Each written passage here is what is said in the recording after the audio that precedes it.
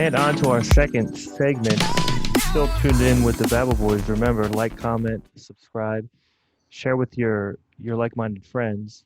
So, Jeff, the USPS seems to be a highly contested topic nowadays. Hmm. Seems to me that, well, at least from what I've heard, that Trump is actively trying to defund the USPS to completely sabotage the democratic process of electing a president. Am I correct in that? That's the claim. It's Well, conspiracy theory. so it would seem. Let's get into an article I have here.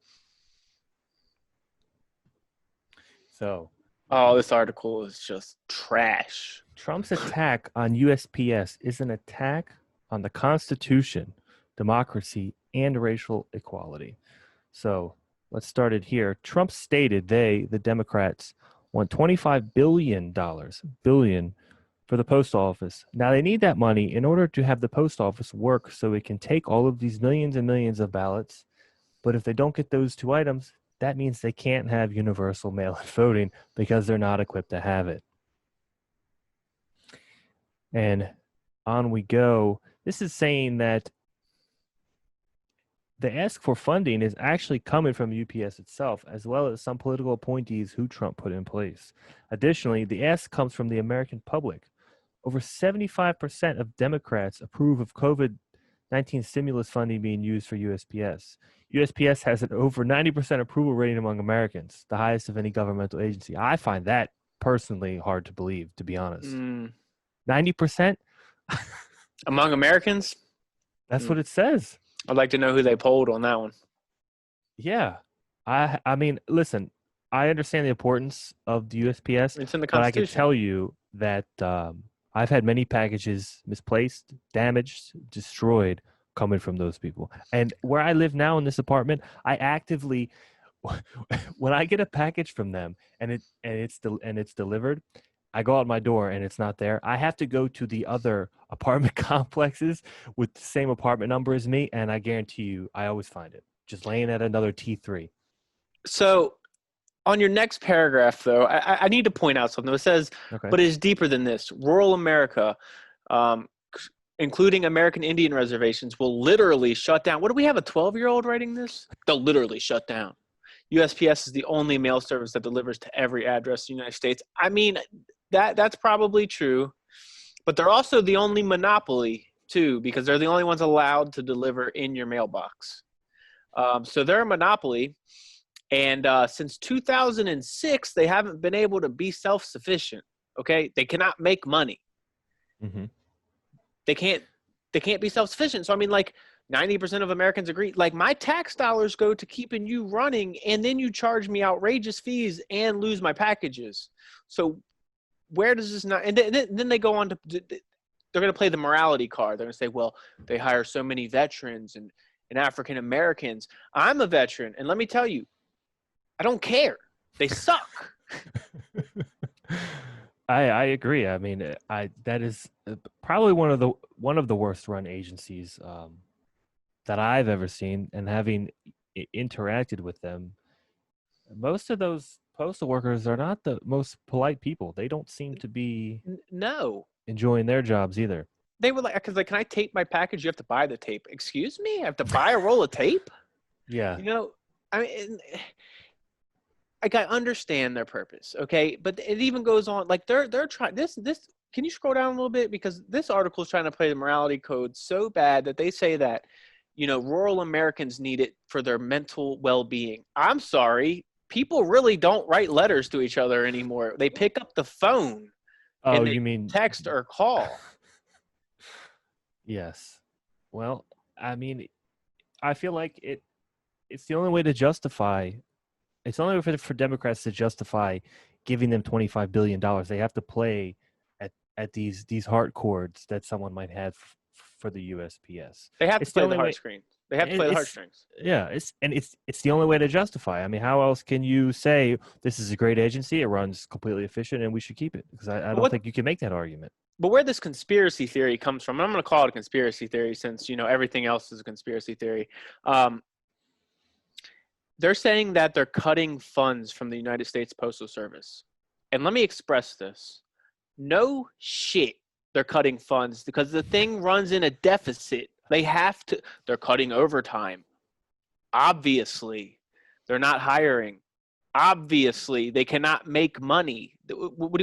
No business model would tell you to increase overtime and go on a hiring splurge when you cannot be self-sufficient. Mm-hmm. It's common sense. They're not attacking it on purpose. He's trying to make it self-sufficient. It's really not a hard concept to grasp, in my opinion, at least. No, and another thing, people are saying that the post office can't handle um, all of the ballots and needs more funding.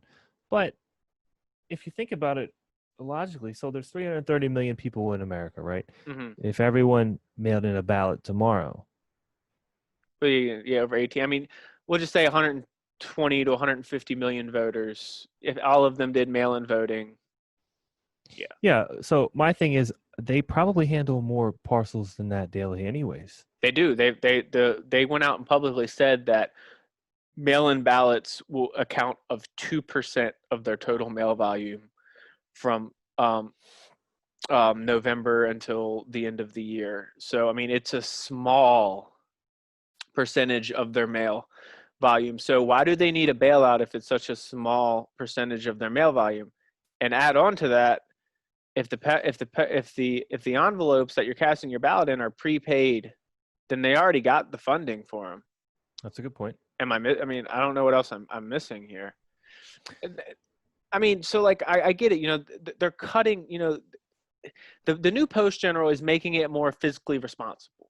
Mm-hmm. Okay, trying to make it self-sufficient because a lot of Americans, I don't know where they got their poll from, are just like they're flabbergasted that they have to continuously bail out the postal service. Yeah. You know, when I mean, like the post service, for example, they don't even have airmail. They have to use FedExes. Okay, Mm-hmm. so like they don't have a lot of the resources that they need to be successful, anyways. But it just kind of goes to prove the point that like government ran agencies are not they're not efficient. No, they're definitely not efficient. It's lost. So like I'm just saying that I understand why they're cutting money because it's obvious that they need to cut somewhere to make it more self-sufficient. But and I also understand that they have to prepay retirement, but they're already defaulting on that. So like it's not working. No, it's definitely not sustainable. That's for sure. But I also would also like to get into the verbiage that both sides are using. So this is my belief for this conspiracy theory. But so the Democrats have to propose money to go to the post office, right? Right. Because to them, it signifies that they need this to vote by mail, and everyone says, "Okay, yeah, I agree with that." The other side says, you don't need this because that's not what we're doing. We don't want that. That's bad. And there's the potential for fraud, right? So you have both sides arguing that both sides are trying to sabotage. So to a degree, both sides are kind of correct. Trump doesn't want to add the additional funds. So you could say, okay, well, he doesn't want mail-in voting. He wants to be a dictator for life, or whatever other narrative they say. And then the other side says that the Democrats want mail-in voting because they have the opportunity to cheat. Well, and that it's a good point, but could it be argued since the Postal Service Union, which I don't know why government institutions have unions when they're running on taxpayers' money, but that's a completely different subject. Could you argue that it is a conflict of interest since the Postal Service Union endorsed Biden? Ah, I didn't know that. Yeah, I would completely argue that is a conflict of interest. Yeah, I mean, I would say that you could definitely make that argument. It's not that that argument doesn't exist because it can be made. Um, yes, it is a constitutional service. Am I for privatizing it? Probably, um, or just reforming it to make it self-sufficient because there's no reason why it's not when it's a monopoly. It's It's difficult. I mean, it's 2020. You know, have you ever tried to sign into the IRS's website before? Yes, to pay Do you the know? taxes I Yeah, owe, and it was one of the hardest things I've done in like 2 months. exactly. You know, I was audited before. You know, and I paid a third company party to do it because I was tired of it. That's But I that's mean, what I did. in 2020, could you not just try to think of a digital way to get votes? You would think so. Like if I mean, you know, kind of like similar to like setting up an IRS account. You know, it's not easy, and it requires a lot of information. I feel like, you know, they could do something like that. But I mean, there's a ton of different ways that you could do something like that. But generally, I do believe that yeah, it is somewhere in the middle. I believe they're overblowing this. Like it's being exemplified. For sure. And I would also like to point out that people arguing that it's a risk to go vote in person. They go to grocery store. Yeah, they go to the grocery store, they go to the liquor store, they go to restaurants. They touch the gas Um, handle after somebody just pumped their gas. yeah, so if you're in an at-risk age group, you should be able to request a ballot. Yes, yes. They should not just be mailed out. You No. should have to request that. And like another thing is yes, voter fraud is pretty rare, but it happens, Hmm. and this does make it easier to happen. So they're saying there's no evidence. Well, there's no evidence because it's never happened like this on a big scale before. Like so, like it's one of them things you're gonna have to wait and see. Oh, I mean, if you think about this situation, if they mail a ballot out to every single person on the voter rolls, I guarantee you. So I live in an apartment. I get other people's mail all the time. I guarantee you, I will be getting someone else's ballot. And then they have to ensure you have to know that they got your ballot and it was counted. So you have to get some kind of receipt of completion. It's just not feasible for 50 some odd million people to vote that way, which is what they're projecting. Like in the military, we had absentee ballots. You requested them. It's Hmm. simple. You know, I get it, but I mean, if you're not if you're going to the grocery store and the liquor store and getting gas and doing things that are around other people, but you don't feel safe at a ballot, it's because you were made to think that way. Because you are a hardline partyist. Yeah, I That's mean, really what it breaks down to. you can go stand in line at a grocery store, but you can't stand in line to vote. I explained that. That doesn't make sense to me. It makes no sense. Now, yes, if or you also have to take into account that a lot of people who work in election polls are the elderly. Hmm. But again, there's ways around this. You know, I mean, so the whole thing it's very strange that we're bickering over the postal service and voting. Um, It is kind of funny, isn't it? it, it's it it shouldn't be a partisan issue. I mean, if you want to vote by mail, like that should be a thing anyways, probably. You know, I mean, it's not that big of a deal. I mean, there's I mean, our system's outdated, so we have to think of ways to bring it forward. I mean, Agreed. we need more people. We want more people to vote, right? And that's one of the big, you know, causes with or calls about the electoral college. At least, you know, from my understanding, is I'm not necessarily for getting rid of the electoral college because people are like, oh, well, if you get rid of the electoral college, then only a few states decide who's the winner of the presidency is. But that's kind of already the case, anyways, you know. Yeah. And then, but like, okay, so like if you live in California and you're a Republican and you want to vote for Donald Trump, why even go out and vote? You know, you're not. Your state of California is not going to win it. It's not going to go Republican. So why even waste your time to go vote? So if they were to do something like that, you know, I believe it would encourage more people to vote. Just like if you did make a mail-in voting system, it probably would encourage more people to vote. Yeah, but I also think that it's designed that way purposely. They don't want everyone to vote. I Well, don't think either side does. well, no. I mean, and that's why they do, you know, with the gerrymandering and the Hmm. drawing of these lines. I mean, like, have you ever seen some of them? Them lines that they draw? Like, they'll have like strange like little squiggles, and like the district will be like a mile wide, and then it'll just get real big. It's because, they know what they're doing. Yeah, they do get pretty intricate, and I don't know how they're drawn. I would like to know They how they do it. exactly they're determining. They just do it on modeling on who votes for who and where. Like they'll like completely like U-turn a whole community to go to another community in their gerrymandering maps, and they both do it. Mhm. So they're. I do believe that at the expense of the citizen, the two corporate parties will go out of their way to remain or take power. Oh, well, 100%. So I mean, it really shouldn't be a surprise that they all got tricks up their sleeves. If No, the if mail-in voting gives the Democrats an edge, of course the Republicans are going to be against it because yep, like neither one of them really have your interests in mind. no, but So they want you to think that. of course, that's why we're pulling heartstrings right now.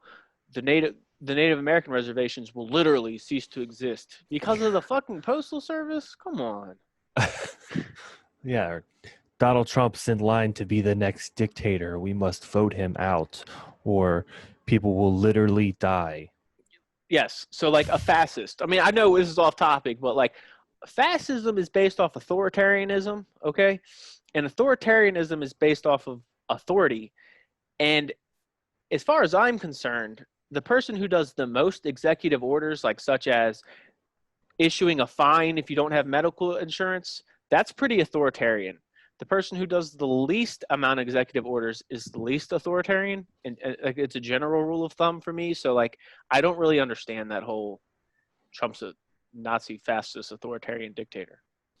Well, that's because they didn't discover those words until there was an Yeah. Oh, orange man in the office. yeah. A big orange man. Like, see this book right here. It gives you everything you need to know about what a fascist is. Okay, that's it. Read it. Yeah. It's nice. It's a good book. But anyways, so that's the mail-in ballots. Are you voting this year? Uh, Undecided. yeah, I'll probably vote for. I don't know. I mean, I live in Nobody's business, Maryland. anyways. So I live in Maryland. You know how this state's gonna go, so maybe yeah, I I'll mean, just you could just I'll do a vote for throwaway vote. myself. Yeah, just write in your cat's name. Yeah, The one with exactly. diabetes or Down syndrome. The one with Down syndrome. Yeah. All right, man. Well, um, that covers the postal service. I'm not really sure what to believe on it. I think the truth lies in the middle. I believe that if you go too far left on it is a conspiracy theory, and if you go too far right on it, you're just a little bit out of touch of what some people's needs. I believe you're not being very compassionate. Yeah. And either way, it's going to be interesting to see how it plays out. I'm just like this football year, this election cycle. I'm really excited about just because it's going to be really different and it's going to be really interesting. It's going to be interesting. And I am anticipating violence either way. There's going to be violence regardless of who wins. I hope that's not a new part of our cultural makeup. Yeah. Well, You never know. until next time, that's all we have for today. We should be posting a couple more videos either this week or next week. And until next time, we'll see you. Click that big bell to subscribe.